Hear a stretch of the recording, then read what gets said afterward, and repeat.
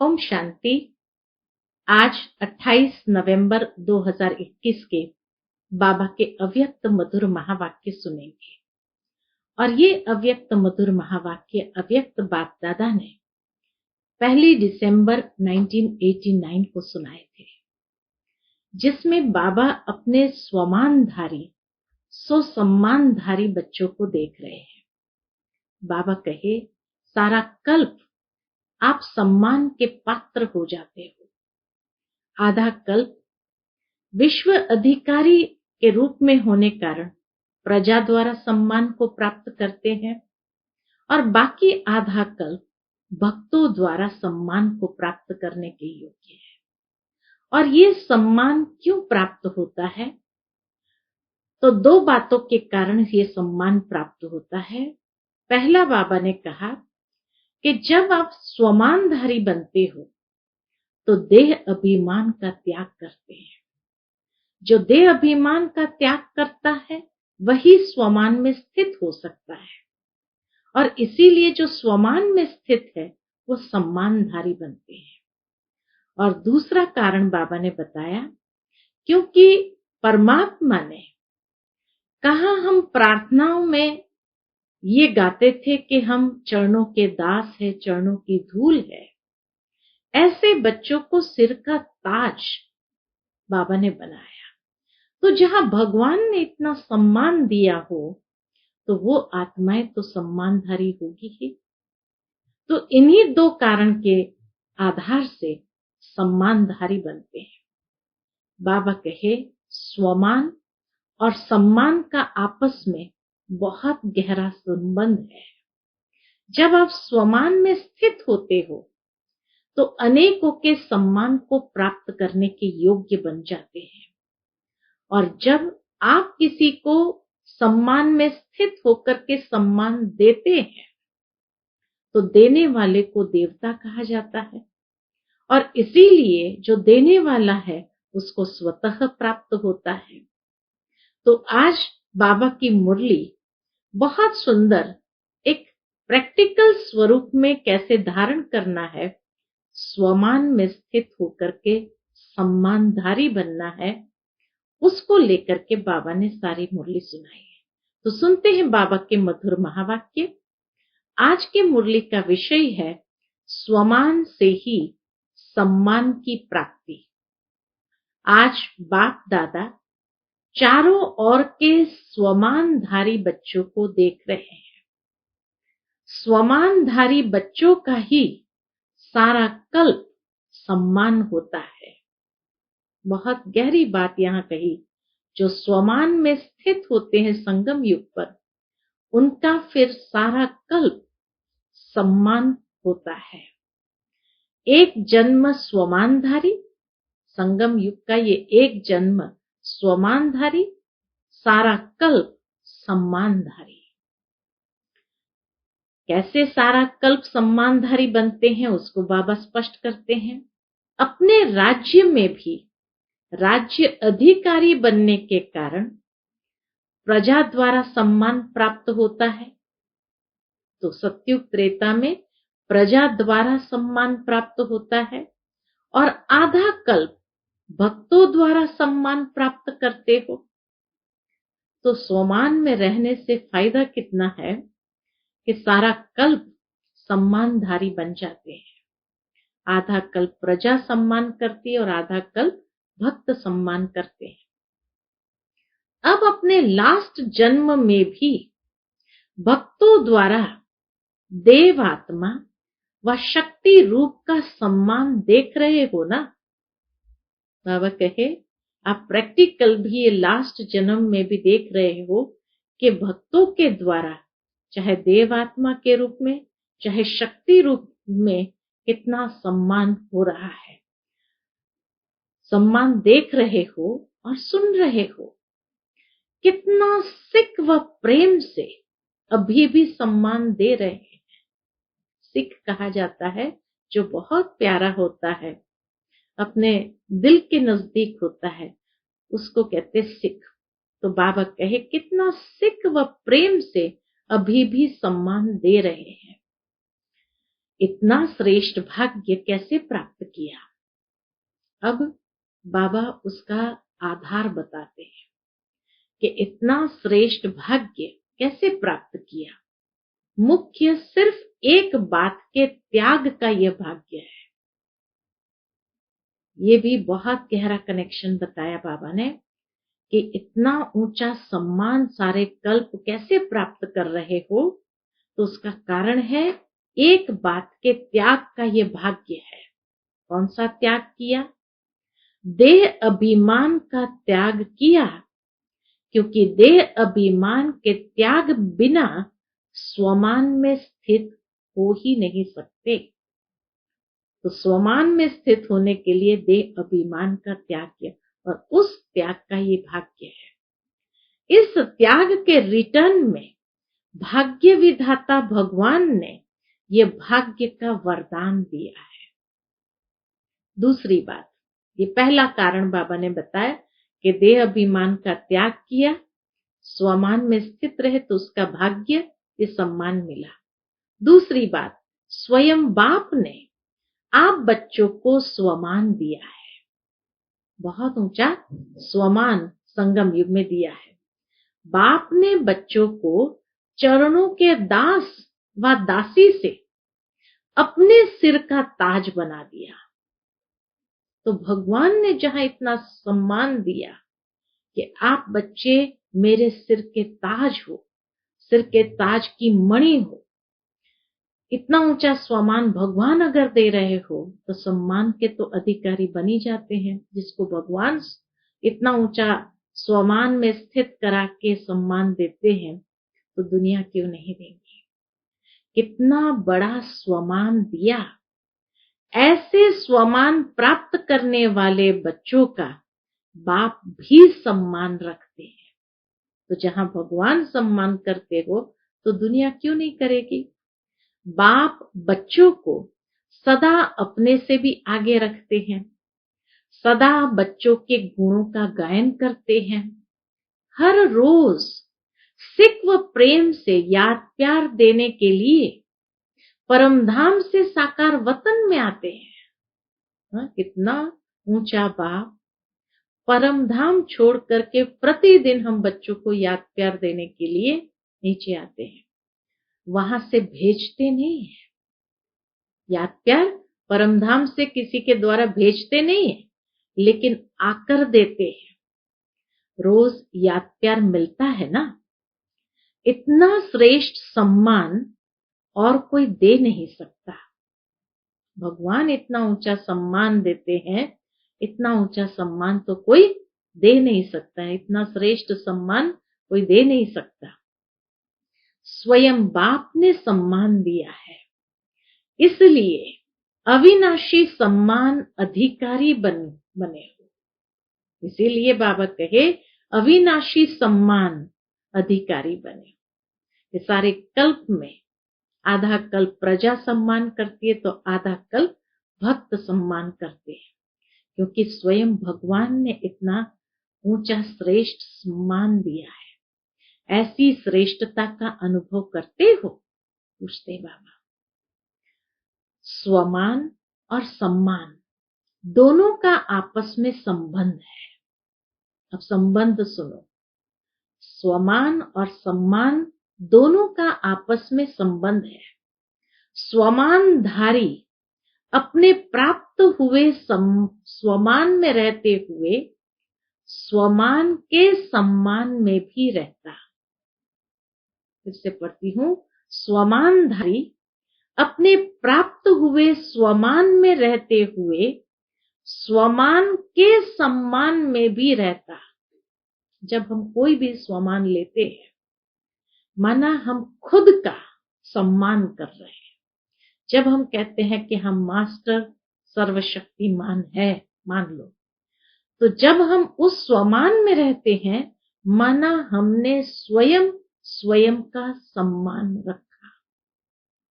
ये नहीं कि ये स्वमान मास्टर सर्वशक्तिमान दे करके हम फिर लोगों के अधीनता में आ जाए या अपनी कर्मेंद्रिय की अधीनता में आ जाए, तो उसको तो मास्टर सर्वशक्तिमान नहीं कहते हैं। तो खाली रटने के हिसाब से या सुबह एक स्वमान लेना है इसलिए नहीं, लेकिन बाबा कहे स्वमानधारी अपने प्राप्त हुए स्वमान में रहते हुए स्वमान के सम्मान में भी रहता है।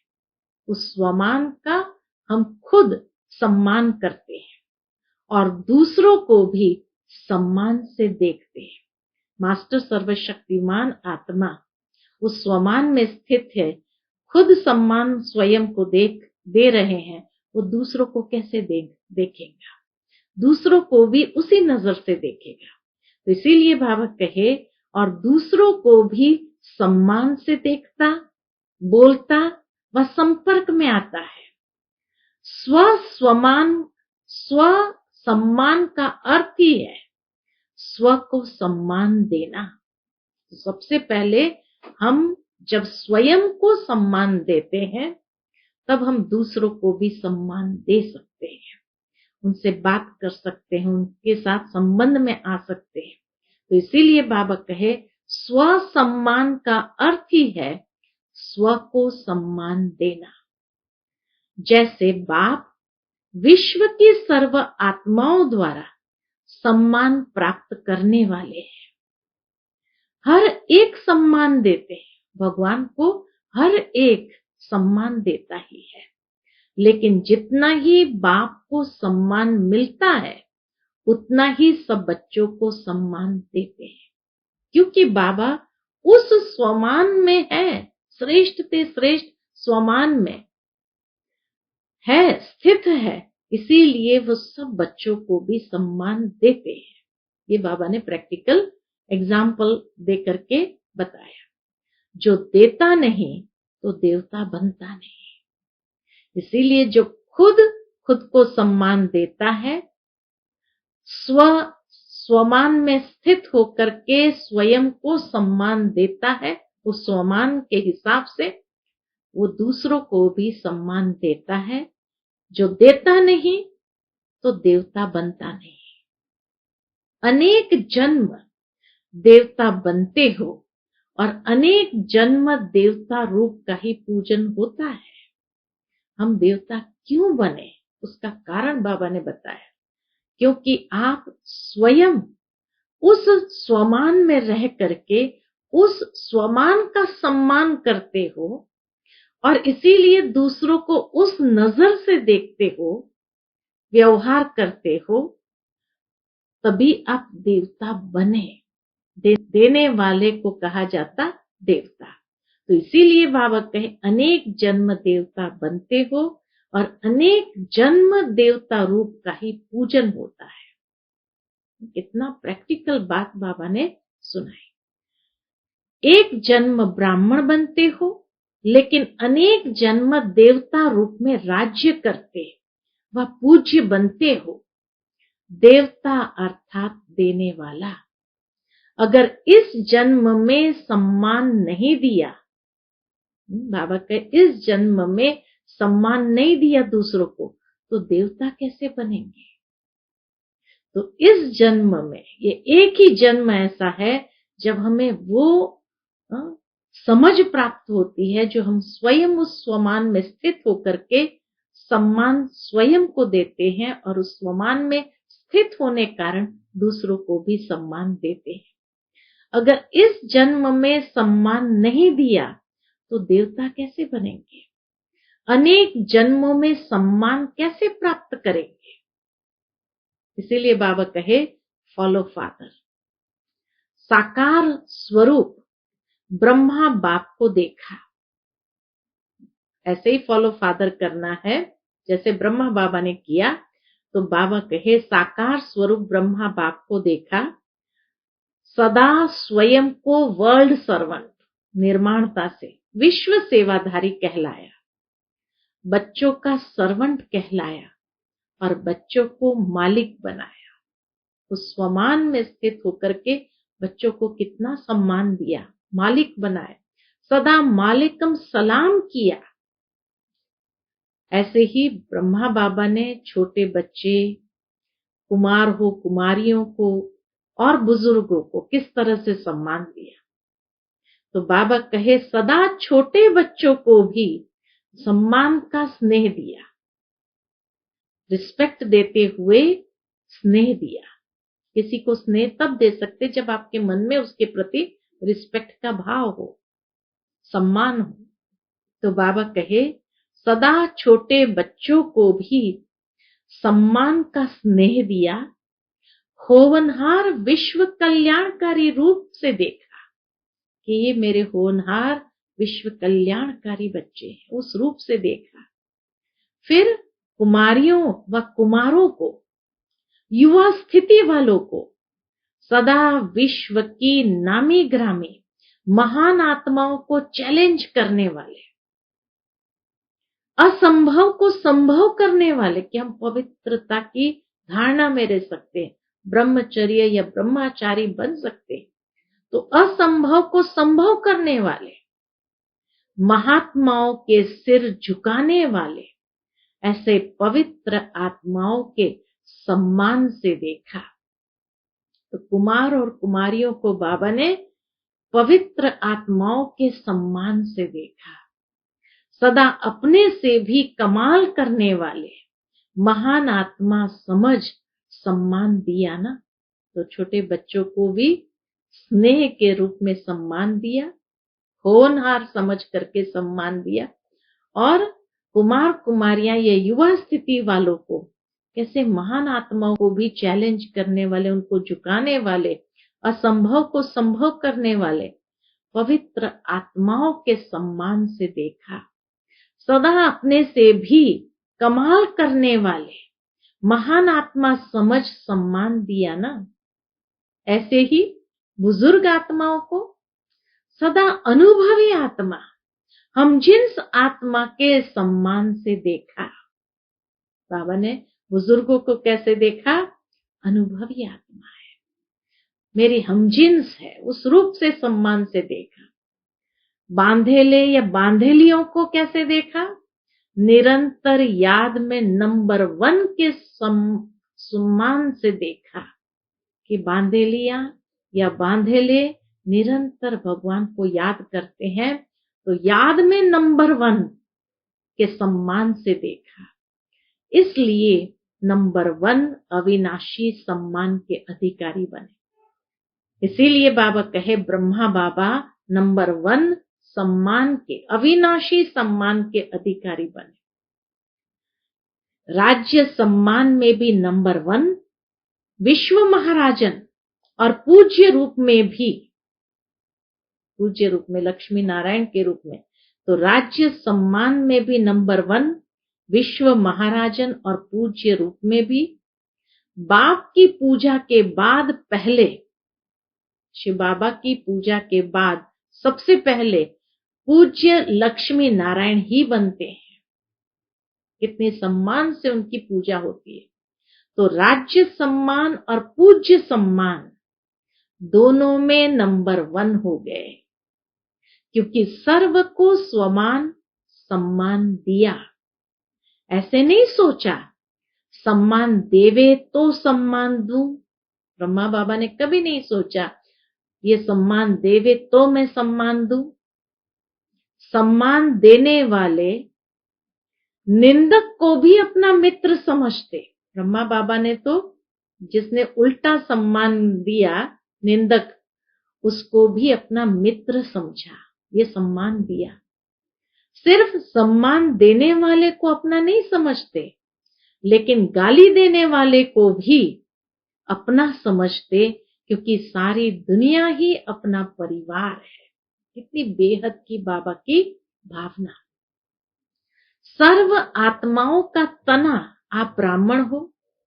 बाबा कहे कल्प वृक्ष में सारे सर्व आत्माओं का तना आप ब्राह्मण हो। ये सारी शाखाएं अर्थात भिन्न भिन्न धर्म की आत्माएं भी मूल तना से निकली है, तो सभी अपने हुए ना। इसलिए बाबा ने सभी को अपना समझा, निंदक को भी अपना समझा, गाली देने वाले को भी अपना समझा, तो सभी अपने हुए ना। ऐसे स्वमानधारी सदा अपने को मास्टर रचयिता समझ सर्व के प्रति सम्मान दाता बनते हैं। बाबा कहे, ऐसे जो समझते हैं कि हम तना है, हम मूल है, आधार है, ऐसे स्वमानधारी, उस स्वमान में जो स्थित होते हैं, सदा अपने को मास्टर रचयिता समझ, हम मास्टर रचयिता, ये स्वमान सर्व के प्रति सम्मान दाता बनते हैं। वही सर्व के प्रति सम्मान दाता बनते हैं। सदा अपने को आदि देव ब्रह्मा के आदि रत्न, आदि पाठधारी आत्माएं समझते हो? पूछते बाबा। इतना नशा है? तो सभी ने सुना, बाबा कहे, तो सभी ने सुना बच्चों का सम्मान क्या है, बूढ़ों का सम्मान क्या है, युवा का सम्मान क्या है। तो बाबा कहे, सभी ने सुना कि बच्चों का सम्मान क्या है, बूढ़ों का सम्मान क्या है, युवा का क्या है। आदि पिता ब्रह्मा ने हमको ऐसे सम्मान से देखा, तो कितना नशा होगा। तो सदा ये स्मृति रखो कि आदि आत्मा ने जिस श्रेष्ठ दृष्टि से देखा, ऐसी ही श्रेष्ठ स्थिति में सृष्टि में रहेंगे। बाबा कहे, सदा ये स्मृति रखो कि आदि आत्मा ब्रह्मा बाबा ने जिस श्रेष्ठ दृष्टि से हमें देखा, तो ऐसी ही श्रेष्ठ स्थिति में हम स्वयं रहेंगे इस सृष्टि के अंदर। तो सदा यह स्मृति रखो कि आदि आत्मा ने जिस श्रेष्ठ दृष्टि से देखा, ऐसी ही श्रेष्ठ स्थिति की सृष्टि में रहेंगे। ऐसे अपने से वायदा करो। बाबा कहे, ऐसे अपने से वायदा करो। वायदे तो करते रहते हो ना, बोल से भी वायदा करते हो, मन से भी करते हो, और लिख कर भी करते हो, और फिर भूल भी जाते हो। वायदा तो करके जाते हो मधुबन से, फिर बाबा के भूल भी जाते हो, इसलिए वायदे का फायदा नहीं उठा पाते। याद रखो तो फायदा भी उठाओ। वायदा अगर याद रहे तो उसका फायदा भी उठाओ। सभी अपने को चेक करो, कितने बार वायदा किया है और निभाया कितने बार है। निभाना आता है, वह सिर्फ वायदा करना आता है। वह बदलते रहते हो, कभी वायदा करने वाले, कभी निभाने वाले। पूछते बाबा। फिर बाबा के सामने टीचर्स थी, तो बाबा के टीचर्स क्या समझती है, निभाने वाले की लिस्ट में हो ना। टीचर्स को बाप दादा सदा साथी शिक्षक कहते हैं। तो साथी की विशेषता क्या होती है? साथी समान होता है। बाप कभी बदलता है क्या? तो साथी समान होता है। टीचर्स भी वायदा और फायदा दोनों का बैलेंस रखने वाली है। वायदे बहुत और फायदा कम हो, ये बैलेंस नहीं होता। जो दोनों का बैलेंस रखते हैं, उसको वरदाता बाप द्वारा ये वरदान व ब्लेसिंग मिलती है। क्या ब्लेसिंग मिलती है? जो दोनों का बैलेंस रखते, वायदा और फायदा का, उनको बाबा कहे वरदाता बाप द्वारा यह वरदान व ब्लेसिंग मिलती है। क्या? वह सदा दृढ़ संकल्प से कर्म में सफलता मूर्त बनते हैं। ये ब्लेसिंग है। वह सदा दृढ़ संकल्प से कर्म में सफलता मूर्त बनते हैं। साथी शिक्षक का यही विशेष कर्म है। संकल्प और कर्म समान हो। संकल्प श्रेष्ठ और कर्म साधारण हो जाए, इसको समानता नहीं कहेंगे। तो सदा टीचर्स अपने को साथी शिक्षक अर्थात शिक्षक बाप समान समझ इस स्मृति में समर्थ बन चलो। तो बाबा कहे, शिक्षक बाप समान, टीचर्स बाप समान समझ इस स्मृति में समर्थ बन चलो। बाप दादा को टीचर्स की हिम्मत पर खुशी होती है। हिम्मत रख सेवा के निमित्त तो बन गए हैं ना।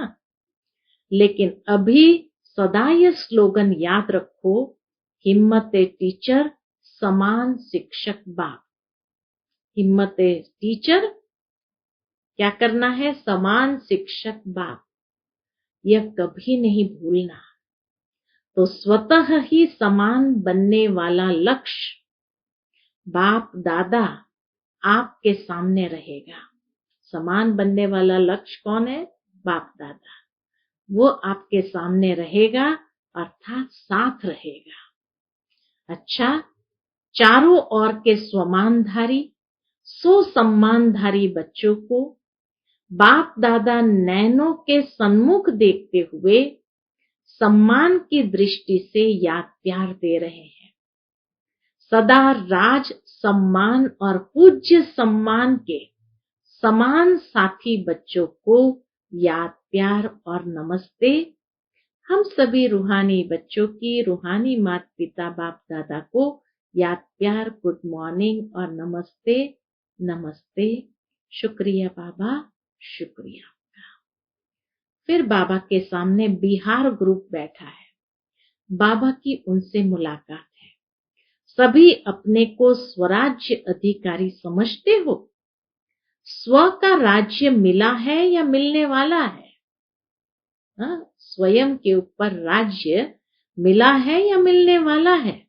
स्वराज्य अर्थात जब चाहो जैसे चाहो वैसे कर्मेंद्रिय द्वारा कर्म करा सको। तो स्वराज्य किसको कहा?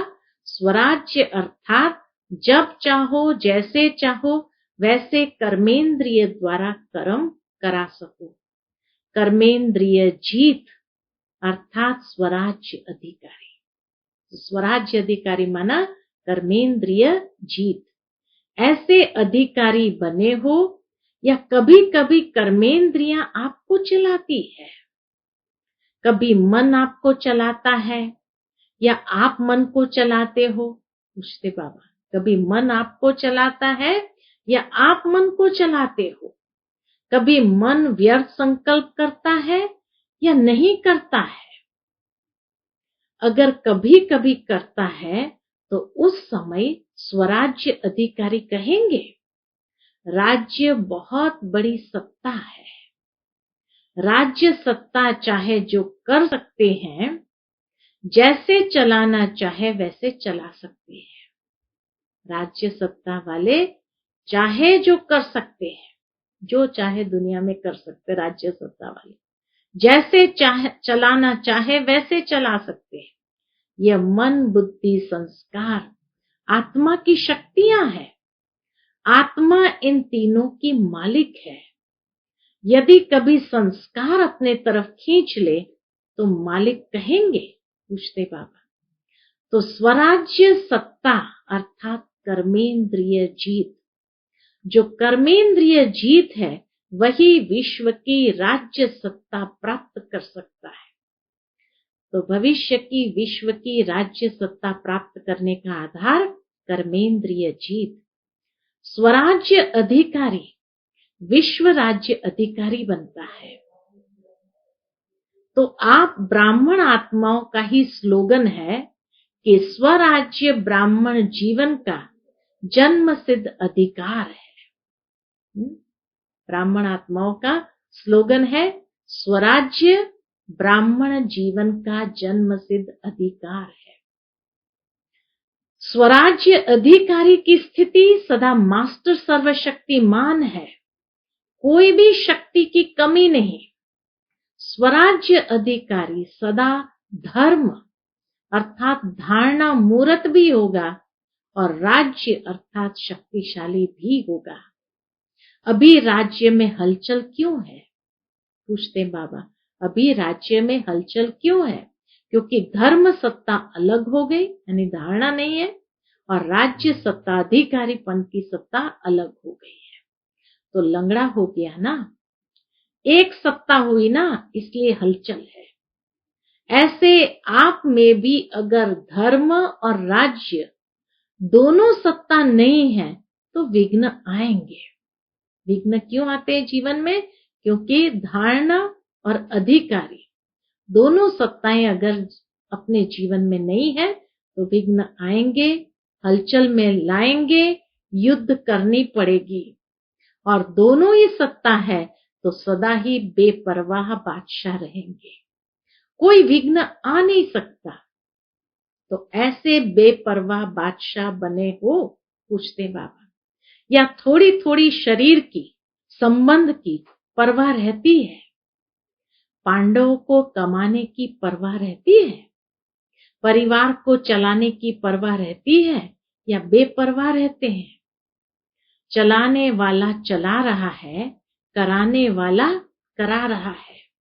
ऐसे निमित्त बनकर करने वाले बेपरवाह बादशाह होते हैं। ऐसे निमित्त बनकर के, बस ये परिवार चलाना, उसके लिए मैं निमित्त हूं।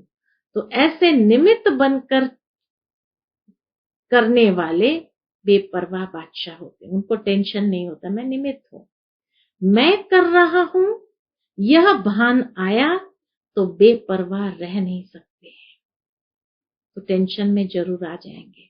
इसलिए बाबा कहे ये नहीं समझो मैं कर रहा हूं, मैं निमित्त हूं, कराने वाला बाबा है। मैं कर रहा हूं ये भान आया तो बेपरवाह नहीं रह सकते, लेकिन बाप द्वारा निमित्त बना हुआ हूं, यह स्मृति रहे तो बेफिक्र व निश्चिंत जीवन अनुभव करेंगे। कोई चिंता नहीं, कल क्या होगा उसकी भी चिंता नहीं। कभी यह थोड़ी सी चिंता रहती है कि कल क्या होगा, पूछते बाबा कि क्या कभी यह थोड़ी सी चिंता रहती है कि कल क्या होगा, कैसे होगा? पता नहीं विनाश कब होगा, क्या होगा, बच्चों का क्या होगा, पोत्रो धोत्र का क्या होगा, ये चिंता रहती है? बेपरवाह बादशाह को सदा ही यह निश्चय रहता, बाबा कहे बेपरवाह बादशाह को सदा ही निश्चय रहता है, कौन सा? कि जो हो रहा है वह अच्छा है और जो होने वाला है वो और भी बहुत अच्छा होगा, ये निश्चय है। और इसीलिए निश्चिंत। तो बाबा कहे बेपरवाह बादशाह को सदा ही यह निश्चय रहता है कि जो हो रहा है वह अच्छा और जो होने वाला है वो और भी बहुत अच्छा होगा, क्योंकि कराने वाला अच्छे ते अच्छा है। बाबा कराने वाला अच्छे ते अच्छा है ना, इसको कहते हैं निश्चय बुद्धि विजयी। ऐसे बने हो या सोच रहे हो, बनना तो है ही ना। इतनी बड़ी राजाई मिल जाए तो सोचने की क्या बात है? बाबा के इतनी बड़ी राजाई मिल जाए स्वराज्य की तो सोचने की क्या बात है? अपना अधिकार कोई छोड़ता है? झोपड़ी वाले भी होंगे, थोड़ी सी मिल्कायत भी होगी तो भी नहीं छोड़ेंगे। यह तो कितनी बड़ी प्राप्ति है। तो मेरा अधिकार है, इस स्मृति से सदा अधिकारी बन उड़ते चलो। हमारा अपनी कर्मेंद्रिय के ऊपर अधिकार है, इस स्मृति से सदा अधिकारी बन उड़ते चलो। यही वरदान याद रखना कि स्वराज्य हमारा जन्म सिद्ध अधिकार है, मेहनत करके पाने वाले नहीं, अधिकार है। अच्छा, बिहार माना सदा बहार में रहने वाले, बहार माना बाहरी मौसम में रहने वाले, पतझड़ में नहीं जाना, कभी आंधी तूफान न आए, सदा बहार। अच्छा, फिर बाबा दूसरे ग्रुप से मिल रहे हैं, अपने को रूहानी दृष्टि से सृष्टि को बदलने वाला अनुभव करते हो, पूछते बाबा। अपने को रूहानी दृष्टि से सृष्टि को बदलने वाला अनुभव करते हो?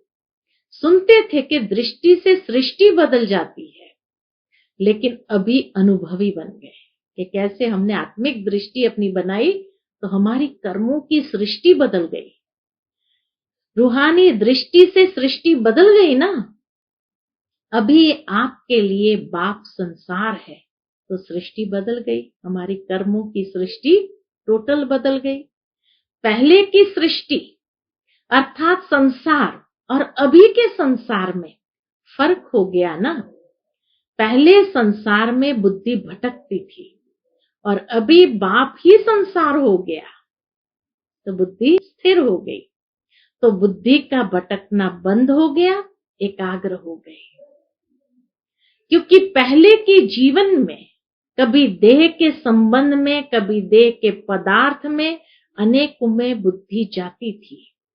अभी यह सब बदल गया। अभी देह याद रहती है या देही? पूछते बाबा, कौन याद रहता है? ये देह याद रहती है या आत्मा? अगर देह में कभी बुद्धि जाती है तो रॉन्ग समझते हो ना, फिर बदल लेते हो। देह के बजाय अपने को देही समझने का अभ्यास करते हो तो संसार बदल गया ना, स्वयं भी बदल गए। बाप ही संसार है या अभी संसार में कुछ रहा हुआ है? क्या समझते बाबा कहे?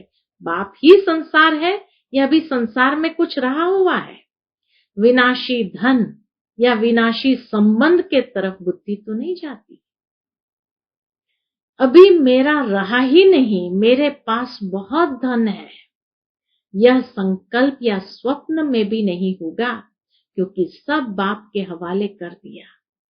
मेरे को तेरा बना लिया ना, या मेरा मेरा ही है और बाप का भी मेरा है। ऐसे तो नहीं समझते कि मेरा तो मेरा है ही है, लेकिन बाबा का भी मेरा है, ऐसे तो नहीं समझते। यह विनाशी तन धन पुराना मन मेरा नहीं, बाप को दे दिया।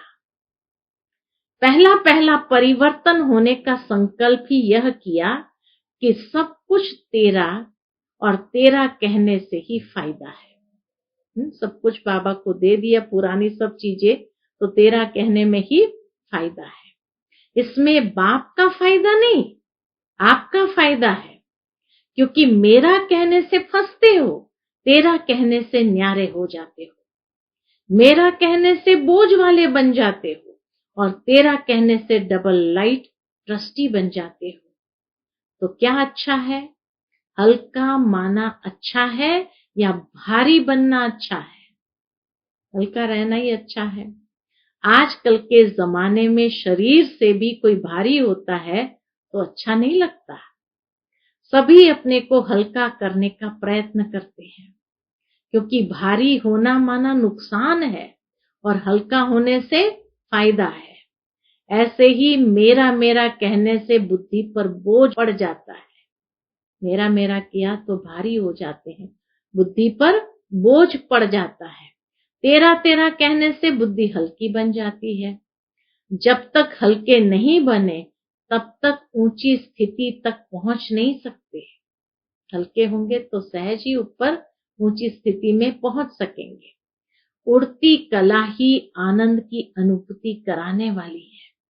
हल्का रहने में ही मजा है। अच्छा, जब बाप मिला तो माया उसके आगे क्या है?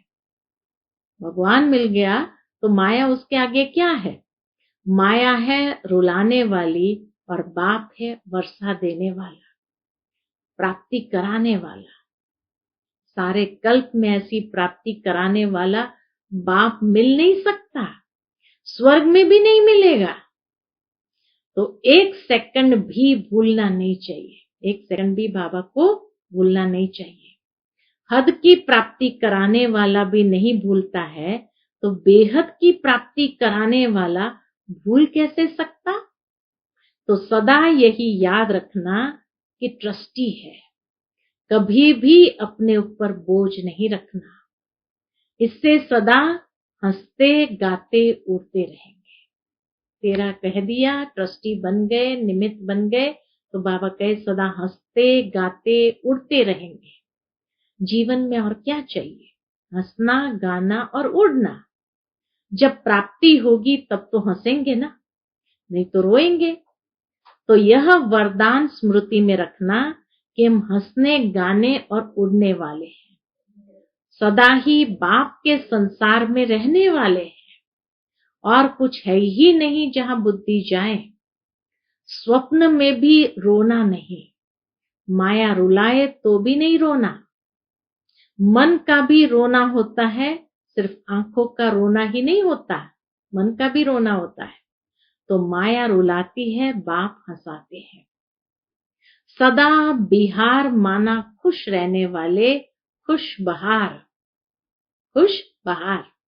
और बंगाल माना सदा मीठा रहने वाले।